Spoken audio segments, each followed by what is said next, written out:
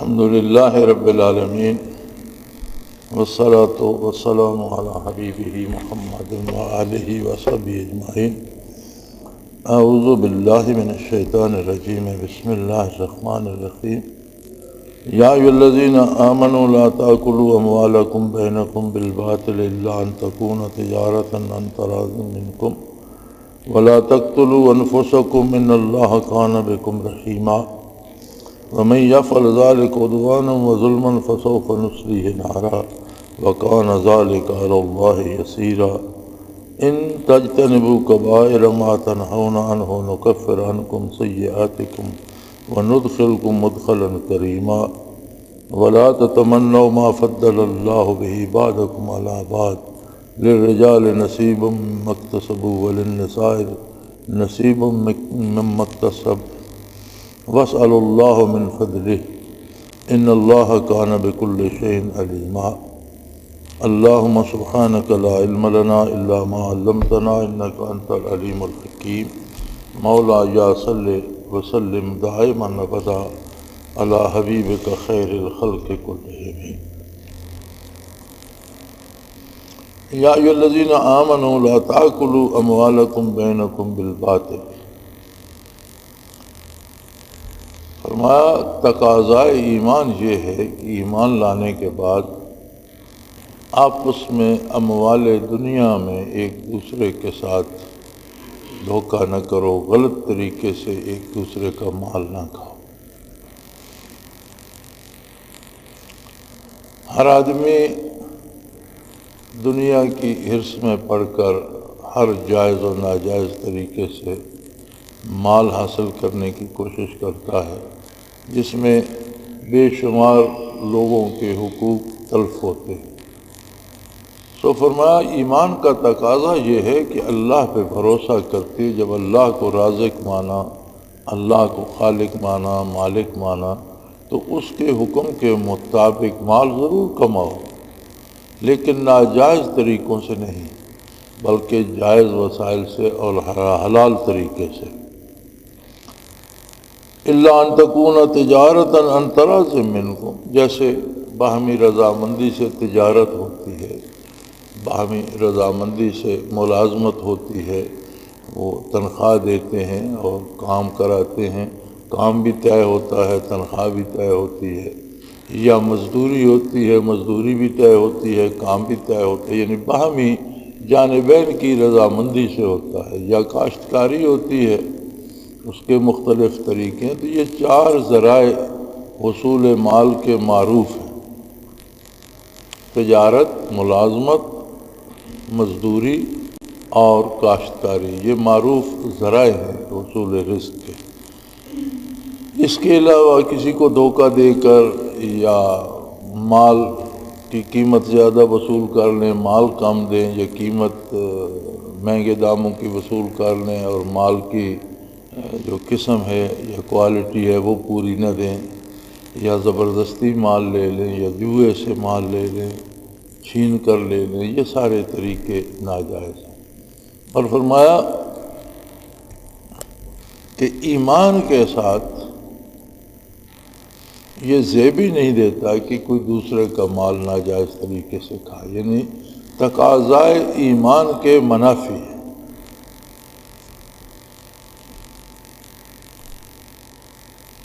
وَلَا تَقْتُلُوا أَنفُسَكُمْ، اور اپنے لوگوں کو، اپنی جانوں کو قتل نہ کرو، اپنے آپ کو قتل نہ کرو، اپنے لوگوں کو قتل نہ کرو۔ یہ جو آج رواج بن گیا ہے یہ دھماکوں کا اور خودکش دھماکوں کا، اس کا اسلام میں کوئی جواز نہیں۔ میدان کارزار میں لشکر اسلامی برسر پیکار ہوتا ہے تو یہ عہد رسالت مآب صلی اللہ علیہ وآلہ وسلم میں بھی ہوتا رہا کہ بعض جانباز دشمن کی صفوں میں گھس جاتے تھے جوش جہاد میں، اور بہت سے کافروں کو قتل کرتے، بعض اوقات خود بھی شہید ہو جاتے۔ یہ بھی تاریخ کا حصہ ہے کہ بعض جان باز دشمن کی صفوں میں گھس جاتے اور لڑتے لڑتے صفیں چیرتے ہوئے دوسری طرف لشکر کے پیچھے نکل جاتے، ادھر سے پلٹ کر حملہ کر دیتے اور لڑتے لڑتے اس طرف نکل آتے، ان میں بعض زخمی ہو جاتے، بعض شہید ہو جاتے۔ اسی طرح اگر مقابلہ کفر اور اسلام کا ہو اور کوئی جان باز اپنی جان دے کر بھی مقابلہ کر جائے، یا جس طرح آج ٹیکنالوجی بدل گئی ہے، جدید آ گئی ہے، کوئی بم لے کر گھس جائے اور دشمنوں کو تباہ کر دے اور اس میں خود بھی مارا جائے، تو یہ اعلیٰ درجے کی شہادت ہوگی اور جوش جہاد میں ہے۔ لیکن بلا وجہ پرامن ملک میں خود کش دھماکے کرنا اور پھر یہ امید رکھنا کہ اس پر مجھے جنت ملے گی، یہ حرام موت ہے، اپنے لیے بھی اور دوسروں کے قتل کا جو گناہ ہے وہ بھی اس خود کش دھماکہ کرنے والے کے سر ہوگا۔ اس کا شرعی کوئی جواز نہیں ہے اور کسی طرح سے بھی اسلام اس کی اجازت نہیں دیتا۔ ایک ملک میں ایک قانون ہے، آئین ہے، دستور ہے، جسے شکایت ہے، جسے تکلیف ہے، وہ بندہ قتل کرنے کی بجائے قانون کے پاس جائے، ورنہ قانون بھی نہیں سنتا تو اللہ کریم عادل ہے، اللہ کے سپرد کر دو، صبر کرو، ظالم کو اللہ زیادہ مہلت نہیں دیتا۔ آخر کلمہ پڑھنے کے بعد، اللہ کریم کو ماننے کے بعد، اگر دنیاوی عدالتیں نہیں بھی سنتی تو ایک عدالت تو ہے جس عدالت میں ہم سب کو جانا ہے، اور اللہ کریم پہ بھروسہ کیا جائے تو ظالم اور ظلم کی عمر کم ہوتی ہے، ظالم اپنے انجام کو پہنچ جاتا ہے، لیکن اگر اللہ پر بھروسہ کیا جائے اور یہ کسی حکومت سے کسی سیاسی ناراضگی پر یا کسی فرد سے ذاتی ناراضگی پر خود کش حملے کرنا، اس کا شرعی جواز قطعاً نہیں ہے، کوئی کہیں بھی نہیں ہے، بلکہ قرآن کے الفاظ بڑے صاف اور واضح ہیں، وَلَا تَقْتُلُوا أَنفُسَكُمْ، اپنے آپ کو، اپنی جانوں کو مت قتل کرو۔ اس میں دو چیزیں آ گئی، قتل جو دوسروں کو کرتا ہے گویا وہ بھی اپنے آپ کو بھی ساتھ قتل کر رہا ہے کہ وہ بھی تو اس کے مسلمان بھائی تھے، ایمان والے لوگ تھے اور مومن تھے، تو ان کا قتل بھی جائز نہیں تھا، اور پھر قتل کرنے والا خود بھی عموماً کم ہی بچا کرتا ہے۔ تو بڑا واضح حکم ہے، وَلَا تَقْتُلُوا أَنفُسَكُمْ، اپنے لوگوں کو قتل مت کرو، إِنَّ اللَّهَ كَانَ بِكُمْ رَحِيمًا، اللہ کریم تمہارے ساتھ بہت مہربان ہے، تمہارے بہت گناہوں سے درگزر کرتا ہے، تمہاری کوتاہیوں سے درگزر کرتا ہے، لیکن تم اتنے دلیر نہ ہو جاؤ کہ اس کی مخلوق کو تباہ کرتے پھرو۔ وَمَن يَفْعَلْ ذَلِكَ عُدْوَانًا وَظُلْمًا فَسَوْفَ نُصْلِيهِ نَارًا وَكَانَ ذَلِكَ عَلَى اللَّهِ يَسِيرًا، اور جو باز نہ آیا اور جس نے حد سے گزر کر اور ظلماً لوگوں کو قتل عام کا سلسلہ جاری رکھا، اللہ کی مخلوق کو قتل کرتا رہا، تو اللہ کو ایسے لوگوں کے ایمان کی پرواہ نہیں ہے، کیونکہ ناروا قتل کرنا بھی ایمان کے منافی ہے۔ ایمان ایک دعویٰ ہے، کردار اس کا گواہ ہوتا ہے۔ اگر کردار ایمان کے خلاف ہے، ایمان ایک دعویٰ ہے اور کردار اس کا ثبوت ہے۔ اگر کردار ایمان کے منافی ہے تو نبی کریم صلی اللہ علیہ وآلہ وسلم کا ارشاد ہے کہ ہر گناہ دل پہ ایک سیاہ نقطہ پیدا کر دیتا ہے۔ اگر آدمی تائب نہ ہو، باز نہ آئے، تو مسلسل گناہ اس سیاہی میں اضافہ کرتے رہتے ہیں، حتیٰ کہ دل سیاہ ہو جاتا ہے اور اس پر مہر کر دی جاتی ہے، ختم اللہ علی قلوبہم وعلی سمعہم وعلی ابصارہم غشاوہ، دلوں پہ مہر کر دی جاتی ہے، کانوں پہ، آنکھوں پہ پردہ ڈال، یعنی توبہ کی توفیق بھی نصیب نہیں ہوتی۔ یہی ارشاد یہاں ہے کہ اگر کوئی زبردستی اور حد سے گزر کر اور اللہ کی مخلوق کو بے محابہ قتل کرتا ہی رہا اور لوگوں کے ساتھ ظلم کرتا رہا تو عنقریب اللہ اسے جہنم میں جھونکیں گے۔ حالانکہ مومن کا ایمان کے ساتھ جہنم کی وعید نہیں ہے، اس کا مطلب ہے کہ وہ ایمان سے بھی ہاتھ دھو بیٹھے گا اور آخرت میں جہنم کے عذاب کا حقدار بن جائے گا۔ وَكَانَ ذَلِكَ عَلَى اللَّهِ يَسِيرًا، اور اللہ کے لیے یہ کوئی مشکل نہیں ہے کہ مجرم کو وہ سزا دے اور جیسا جس کا جرم ہو اس کا وہ انجام پائے۔ ان تجتنبوا کبائر ما تنہون عنہ نکفر عنکم سیئاتکم وندخلکم مدخلا کریما۔ ہاں، اگر تم بڑے گناہوں سے بچتے رہو، گناہ کبیرہ سے اپنے آپ کو بچاؤ۔ گناہ کبیرہ کیا ہوتا ہے، اس پر علماء نے بڑی مفید اور بڑی طویل بحثیں فرمائی ہیں، اور بعض حضرات نے گنوائے ہیں کہ یہ گناہ کبیرہ ہے، اور اس کے علاوہ جو ہے وہ صغیرہ ہیں۔ لیکن ایک اصول جو علماء حق نے دیا ہے وہ بہت خوبصورت ہے، وہ یہ ہے کہ جس گناہ پر قرآن میں سزا کا تذکر آیا ہے، یعنی جس گناہ سے روکا گیا ہے اور اگر باز نہ آیا تو اس پر وعید آئی ہے جہنم کی یا آخرت کی سزا کی، جیسے یہاں ارشاد ہوا کہ اپنے لوگوں کو قتل نہ کرو، اگر کوئی باز نہ آیا تو اسے دوزخ میں ڈال دیا جائے گا۔ تو یہ گناہ کبیرہ ہوگا، یعنی جتنے گناہوں سے روکا گیا اور ان پر سزا کی وعید آئی اور ان پر ڈرایا گیا، آخرت کے عذاب کی خبر دی گئی، وہ گناہ کبیرہ ہے۔ اور اس کے علاوہ جو ہیں، جو بھول چوک ہو جاتی ہے اور بعض اوقات ہم عمل کرتے ہیں اس میں وہ خلوص نہیں ہوتا، اس میں وہ خشوع و خضوع نہیں ہوتا، بعض اوقات ہم عمل خلوص سے کر رہے ہوتے ہیں لیکن اس کے طریقے میں کوئی بھول چوک رہ جاتی ہے، سنت کے مطابق نہیں ہوتا، یہ کوئی غلطی ہو جاتی ہے، تو فرمایا اگر ان بڑے بڑے گناہوں سے تم بچنے کی کوشش کرو تو یہ بھول چوک تو اللہ کریم معاف فرما دیں گے۔ جو بڑے گناہوں سے یا کبیرہ سے بچنے کی کوشش کرتا ہے تو اس کی یہ کوشش اس بات پہ دلیل ہے کہ اسے عظمت الہی پہ یقین ہے، وہ اللہ کی اطاعت کے لیے کوشاں ہے، وہ نبی کریم صلی اللہ علیہ وآلہ وسلم کے اتباع اور اطاعت کے لیے اپنی بھرپور کوشش کر رہا ہے۔ اب چونکہ انسان ہے بتقاضۂ بشریت، کبھی بھول چوک کر کوئی لفظ منہ سے نامناسب نکل جاتا ہے، کبھی کوئی غلطی ہو جاتی ہے، اور کبھی یہ ہوتا ہے کہ ہم نیک عمل بھی کرتے ہیں لیکن اس نیک میں بھی ہم سے بھول چوک ہو جاتی ہے، کبھی اس میں وہ خلوص اور خشوع و خضوع نہیں ہوتا، کبھی خلوص ہوتا ہے لیکن عمل میں طریقے سنت میں کچھ تھوڑی سی بھول چوک ہو جاتی ہے، چھوٹ جاتا ہے، تو اللہ کریم فرماتے ہیں کہ جو بتقاضۂ بشریت تم سے بھول چوک ہوتی ہے وہ میں معاف فرما دیتا ہوں، ورنہ تو گناہ ہے۔ اور اگر اس نظر سے دیکھا جائے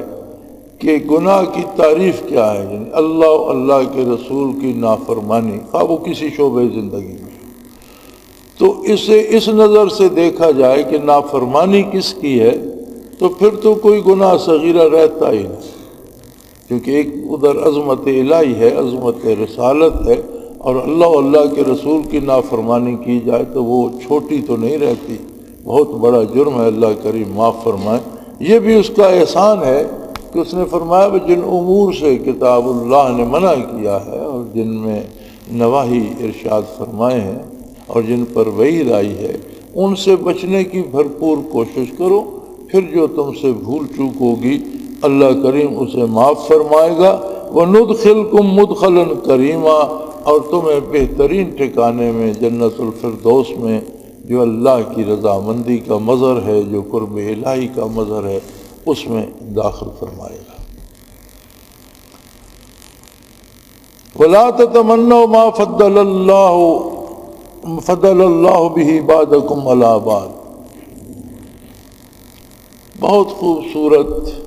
اور اصولی بات ارشاد فرمائی کہ دنیا میں زندگی گزارنے کا اور پرامن رہنے کا اور آرام سے زندگی گزارنے کا سلیقہ یہ ہے کہ اپنی کوشش کرو، اپنی محنت کرو،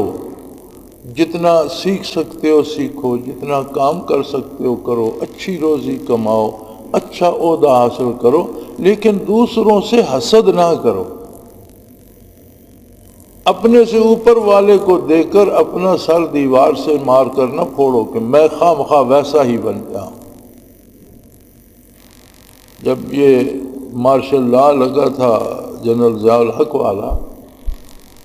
تو میں پشاور جا رہا تھا تو نوشہرہ ایک بریگیڈیئر صاحب سے ملاقات ہوئی، تو وہ پھر یہاں بھی تشریف لاتے تھے، کبھی کبھی آیا کرتے تھے، تو کہتے تھے میں بڑا روتا ہوں۔ میں نے کہا جی کس بات پہ روتے ہو؟ میں علیحدگی میں بڑا روتا ہوں کہ ضیاء الحق کی جگہ میں کیوں نہیں؟ میں نے کہا یہ آپ کے رونے سے تو نہیں ہوگا، اس کے پاس ایک منصب تھا یا اسے اللہ نے اور دے دیا، وہ اس کا حصہ ہے، آپ جہاں ہیں وہاں کا حق تو ادا کریں۔ فرمایا وَلَا تَتَمَنَّوْا مَا فَضَّلَ اللَّهُ بِهِ بَعْضَكُمْ عَلَىٰ بَعْضٍ، اللہ نے بعض کو بعض پر فضیلت دی ہے، دنیاوی اعتبار سے بھی، دینی اعتبار سے بھی، علمی اعتبار سے بھی، استعداد کار کے اعتبار سے بھی، اور سب کا محاسبہ یا مواخذہ ان کے خلوص کے مطابق ہو۔ نبی کریم صلی اللہ تعالیٰ علیہ وآلہ وسلم نے فرمایا کہ اگر امیر لاکھوں روپے اللہ کی راہ میں خرچ کرتا ہے، لیکن ایک غریب جو دن بھر میں 1 روپیہ ہی کماتا ہے، وہ اس میں سے تھوڑا سا اللہ کی راہ میں دے دیتا ہے، تو اجر کے لحاظ سے اس غریب کا دینا بڑھ جاتا ہے، اسے زیادہ اجر ملے گا کہ امیر نے لاکھوں دے کر اس کے پاس کروڑوں بچ رہے، اس نے لاکھوں دیے بھی تو اس کے پاس کروڑوں بچ رہے، اور اس کے پاس تو 1 ہی روپیہ تھا جس میں سے اس نے اللہ کے نام پر بھی دیا۔ تو عند اللہ خلوص کو دیکھا جاتا ہے، آدمی کی محنت اور اس کے مجاہدے کو دیکھا جاتا ہے۔ انجام کار یہ زندگی آخری زندگی نہیں ہے، بلکہ یہ زندگی کی ابتدا ہے، اور یہاں آزمائش ہے کہ کون کتنا مخلص ہے اپنے مالک اللہ کریم کے ساتھ، اپنے رب کریم کے ساتھ، اپنے پروردگار کے ساتھ۔ سو اس میں نہ پڑے رہو کہ فلاں کے پاس جو چیز ہے وہ مجھے مل جائے، جس کو اللہ نے جو دیا ہے وہ کرے، آپ کی اپنی جو ذمہ داری ہے، جو آپ کے اپنے پاس ہے، آپ اس کا حق ادا کریں۔ اور اس ایک جملے نے انسانی زندگی کے بیشتر مسائل حل کر دیے۔ آپ اگر معاشرے میں دیکھیں تو زیادہ فساد جو ہے اس کا سبب یہ ہے کہ فلاں کے پاس ہے اور میرے پاس کیوں نہیں، اس سے میں چھین لوں، اس سے میں نہ لے سکوں تو کم از کم اس سے ضائع کرا دوں، اس کے کام نہ آئے۔ فلاں ہمارے ملکی نظام میں ہم گزشتہ 60 برسوں میں جو بھگت رہے ہیں، وہ بھی اسی کی ایک شکل ہے کہ ایک پارٹی حکومت میں آ جاتی ہے، دوسری اسے کام نہیں کرنے دیتی، بلکہ اس سے حکومت اس کی گرانے کے چکر میں رہتی۔ طریقہ کار تو یہ تھا کہ کچھ لوگ اقتدار میں آ گئے، کچھ حزب اختلاف میں آ گئے، اب وہ ان کے اچھے کام کے ساتھ تعاون کرتے، اور جہاں وہ غلطی کرتے وہ سرعام تنقید کرتے، روکتے، لوگوں کو بتاتے کہ یہاں یہ غلطی کر رہے ہیں، تو اصلاح ہوتی اور ملک ترقی کرتا۔ لیکن بجائے اس کے ہم یہ سمجھتے ہیں کہ اپوزیشن کا کام یہ ہے کہ حکومت سے اقتدار چھین لے، چھین نہیں سکتی تو کم از کم ان کا اقتدار تو ضائع کر دے۔ ہمارے 60 سال اس میں برباد ہو۔ اگر ہم یہ قناعت کرتے کہ میرے ذمہ جو ذمہ داری ہے میں اسے دیانتداری سے ادا، اور یہ حکومت کے ایوانوں سے لے کر ہمارے خاندانوں اور گھروں تک یہ مرض ہے کہ ایک بھائی کے پاس کوئی چیز ہے، دوسرا چاہتا ہے چھین لوں، چھین نہیں سکتا تو کم از کم اس سے ضائع کرا دو۔ فرمایا بجائے اس کے تم اپنی محنت کرو، جو اللہ نے تمہیں دیا ہے اس پہ قناعت کرو، اپنی ذمہ داری پوری کرو۔ یہ نعمت نہ اس کے پاس رہے گی نہ تمہارے پاس رہے گی، اقتدار و اختیار بھی جانے والا ہے، مال و زر بھی جانے والا ہے، دنیا ہی جانے والی ہے، آخر اللہ کریم کی بارگاہ میں پیش ہونا ہے۔ تو یہ اللہ کا نظام ہے۔ وَلَا تَتَمَنَّوْا مَا فَضَّلَ اللَّهُ بِهِ بَعْضَكُمْ عَلَىٰ بَعْضٍ، اگر اللہ نے بعض کو بعض پر فضیلت دی ہے تو جسے جو مقام و مرتبہ اللہ نے دیا، ہر کوئی اپنے مقام کے مطابق اس پر جو ذمہ داریاں آتی ہیں انہیں ادا کرنے کی فکر کرے، دوسرے کا چھیننے کی کوشش نہ کرے۔ لِلرِّجَالِ نَصِيبٌ مِّمَّا اكْتَسَبُوا وَلِلنِّسَاءِ نَصِيبٌ مِّمَّا اكْتَسَبْنَ۔ انسان بنیادی طور پر انسان ہے، خاتون ہے یا مرد ہے، بنیادی طور پر دونوں انسان ہیں، دونوں کو اللہ نے پیدا فرمایا، دونوں کی ذمہ داریاں اللہ نے تقسیم کر دیں، دونوں کو اللہ کے حضور جواب دینا ہے۔ کامیاب وہ ہوگا جو اپنی ذمہ داریاں اچھے طریقے سے ادا کر کے اللہ کی بارگاہ میں سرخرو ہو جائے۔ اب اس لڑائی میں نہ پڑو کہ خاتون اس جھگڑے میں پڑ جائے کہ میں عورت کیوں ہوں، مجھے مرد ہونا چاہیے، اور مرد اس جھگڑے میں پڑ جائے کہ مجھے خاتون ہونا چاہیے۔ آج جو ہمارا معاشرہ ہے اس میں یہ جھگڑا بھی چل رہا ہے۔ آپ نوعمر نوجوانوں کو دیکھیں تو وہ منھ داڑھی صاف کر کے پاؤڈر شاؤڈر لگا کے تو بال لمبے کر کے بالکل اور لڑکیوں کی طرح بنے ہوئے ہیں، اور عورتوں کو دیکھیں تو وہ پینٹ شرٹ پہن کے اور اپنا بال وغیرہ کٹوا کے وہ لڑکوں کی طرح نظر آنے کی کوشش کر رہے۔ تو یہ طریقہ معاشرے کی تباہی کا سبب ہے۔ جس طرح مال و زر میں عہدے اور امارت غربت میں جھگڑا ہے، اسی طرح جس کو اللہ نے مرد پیدا کیا ہے، مرد کو مرد کی ذمہ داریاں دی ہیں، اس کا کام یہ ہے کہ اپنی ذمہ داریوں کا احساس کر کے اللہ کی بارگاہ میں سرخرو ہو۔ جسے بحیثیت خاتون پیدا کیا ہے اسے خاتون کی ذمہ داریاں دی ہیں، وہ بجائے اس کے کہ مرد بننے کی غلط کوشش کرتی رہے، اسے چاہیے کہ بحیثیت عورت جو اس کی ذمہ داریاں ہیں وہ آسان طریقے سے ادا کرے اور اللہ کے نزدیک اپنا اجر پائے۔ وَاسْأَلُوا اللَّهَ مِنْ فَضْلِهِ، ہاں محنت کرو، کام کرو اور اللہ کریم سے زیادہ مانگو، جتنا مانگ سکتے ہو مانگو، اس کی مہربانیاں مانگو، اس کا کرم مانگو، اس سے زیادہ روزی اس سے مانگو، عہدہ چاہتے ہو تو اس سے مانگو، لیکن اللہ سے مانگنے کا بھی ایک سلیقہ ہے۔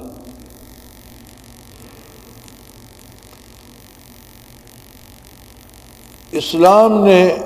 روئے زمین پر انقلاب برپا کیا، اور اگر انسانی تاریخ کو دیکھا جائے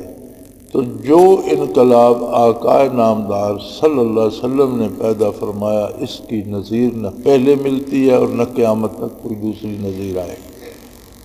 ہر نبی انقلاب آفرین ہوا کرتا تھا، لیکن انبیاء اپنی امتوں، اپنے اوقات کے لیے، اپنے مقررہ میعاد کے لیے تشریف لائے۔ نبی کریم صلی اللہ علیہ وسلم کی بعثت ساری انسانیت کے لیے اور سارے زمانوں کے لیے، قیامت تک کے لیے تھی۔ اور اس بوڑھے آسمان کو یاد ہے کہ حضور اکرم صلی اللہ علیہ وسلم نزول وحی کے وقت اکیلے تھے، 1 سے 2 ہوئے، 2 سے 4 ہوئے، اور یوں بڑھتے بڑھتے تھوڑے ہی عرصے میں روئے زمین پر ایک انقلاب برپا ہو گیا۔ اس انقلاب کو روکنے کی دنیا کفر نے بڑی کوشش کی، بڑے ہیلے کیے، بالآخر معاملہ میدان بدر تک جا پہنچا۔ غزوہ بدر اپنی حیثیت سے بے مثال ہے اور ایک عجیب معجزہ ہے اسلام کی حقانیت کا، نبی صلی اللہ علیہ وسلم کی صداقت کا گواہ، کہ 313 جنہیں آپ نے حتیٰ کہہ سکتے ہیں کہ گنتی کے جانور سواری کے غالباً 2 گھوڑے، 6 زرہیں اور 8 تلواریں 313 آدمیوں کے پاس تھیں، کچھ تیر کمان اور نیزے تھے، اور کھانے کو عین میدان کارزار میں نبی کریم صلی اللہ علیہ وسلم نے دن بھر کے لیے 5 کھجوریں ہر ایک جان باز کو دی تھی، جنہیں دن بھر جہاد کرنا ہے۔ سامنے 3 گنا اپنے سے زیادہ اور مسلح، پوری طرح اسلحے سے لیس، پوری طرح سے سواریاں، پوری طرح سے ان کے پاس کھانے پینے کا ہر سامان ان کے پاس تھا۔ تو یہ کوئی مقابلہ کسی طور بھی دنیاوی اعتبار سے، اسباب و ذرائع کے اعتبار سے کوئی اس کی تک نہیں بنتی تھی، لیکن اس لشکر جرار کو اور مسلح اور وسائل والے لشکر کو اتنی بڑی شکست ہوئی کہ اس کے بعد ان کی کمر سیدھی نہیں ہو سکی اور یہ 313 فاتح رہے۔ تو اس کی اصل وجہ کیا تھی؟ جب اس کی اصل وجہ ہم تلاش کرتے ہیں تو نبی کریم صلی اللہ علیہ وسلم نے میدان میں لوگوں کو صفارا کیا، صحابہ کرام کو، اور ایک چھپر سا کنارے پر تھوڑی سی وہ اونچائی ہے، ریت کا ٹیلا ہے، اس پر ایک چھپر سا یہ سروٹ وغیرہ کاٹ کر صحابہ نے بنا دیا تھا، جسے آپ آج کی فوجی زبان میں کمانڈ پوسٹ کہہ سکتے ہیں۔ حضور وہاں تشریف لے کے، سیدنا ابو بکر صدیق رضی اللہ عنہ ساتھ تھے، حضور نبی کریم نے دستے دعا بارگاہ الوہیت میں اٹھائے اور فتح کی دعا کی، بلکہ یہ تک فرمایا کہ اے اللہ، میں آج اس میدان میں سارے کا سارا اسلام لے آیا۔ یعنی فرد کا نظریے میں ڈھل جانا بڑی عجیب بات ہے کہ یہ وہ لوگ ہیں جنہوں نے صرف مانا نہیں، یہ قلبی، ذہنی اور مادی طور پر اسلام میں ڈھل گئے ہیں، یہ خود اسلام بن گئے ہیں، میں سارے کا سارا اسلام۔ اگر یہ لوگ یہاں کھیت رہے فلن تو بدا کما قال رسول اللہ صلی اللہ علیہ وسلم، کہ ان لوگوں کو اگر شکست ہوئی تو قیامت تک کوئی پیشانی سجدوں سے آشنا نہیں ہوئی۔ حتیٰ کہ سیدنا رسول اللہ صلی اللہ علیہ وسلم کے دوش مبارک سے چادر مبارک ڈھلک گئی اور سیدنا ابو بکر صدیق رضی اللہ عنہ نے عرض کی یا رسول اللہ بس کریں، آپ کی دعا خالی نہیں جائے گی، بس کریں اور آپ متوجہ ہوں لشکر کی طرف۔ تو جب ہم تجزیہ کرتے ہیں تو فتح کا سبب وہ دعا ہے جو حضور نے عریش بدر میں فرمائی۔ تو یہاں سے دعا کرنے کا طریقہ ثابت ہوتا ہے کہ سنت طریقہ یہ ہے کہ جو چیز تم امتحان میں پاس ہونا چاہتے ہو تو محنت سے پڑھو، اساتذہ کے پاس جا جا کر پوچھو، ساتھیوں سے مدد لو، نوٹس تیار کرو، پوری محنت کرو اور پھر اللہ کریم سے دعا کرو کہ اللہ مجھے کامیاب کرے۔ تم تجارت میں کامیاب ہونا چاہتے ہو، مال کمانا چاہتے ہو تو تجارتی اصولوں کے مطابق پوری محنت کرو، مشورے سے، لوگوں کے مشورے سے کام کرو، لین دین کے جو اصول ہیں وہ اپناؤ اور ساتھ اللہ کریم سے دعا کرو۔ حضور نبی کریم صلی اللہ علیہ وسلم 150 کلومیٹر مدینہ منورہ سے میدان بدر میں تشریف لے گئے، صحابہ کرام کو صفارا کیا، جو اسلحہ میسر تھا عطا فرمایا، جو خوراک میسر تھی عطا فرمائی، اور پورے جو وسائل تھوڑے تھے یا بہت تھے، جو تھے وہ سر میدان حاضر کر کے دعا فرمائی۔ یہاں بھی ارشاد ہو رہا ہے وَاسْأَلُوا اللَّهَ مِنْ فَضْلِهِ، اگر تم زیادہ دولت چاہتے ہو، حکومت چاہتے ہو، اقتدار چاہتے ہو تو اللہ سے مانگو، دوسرے کا چھیننے کے در پہ کیوں ہو؟ جس نے اسے دیا تمہیں بھی دے سکتا ہے، لیکن اس کا سلیقہ ہے، طریقہ ہے، اس کے تقاضے ہیں، وہ تقاضے پورے کرو، اس کے اسباب ہیں، وہ اسباب مہیا کرو، جو تمہارے بس میں ہے وہ کرو اور پھر اللہ سے دعا مانگو، لوگوں سے چھیننے کی نہ سوچو۔ ان اللہ کان بکل شیء علیما، یقیناً اللہ ہر چیز سے واقف ہے، وہ تمہارے حال سے بھی واقف ہے، تمہاری آرزوؤں سے بھی واقف ہے، تمہاری خواہشات سے بھی واقف ہے۔ تمہارے ذمہ یہ ہے کہ تم اللہ کی مرضیات پہ اپنی پوری زندگی لگا دو تاکہ کامیابی پا سکو۔ وآخر دعوانا ان الحمد للہ رب العالمین۔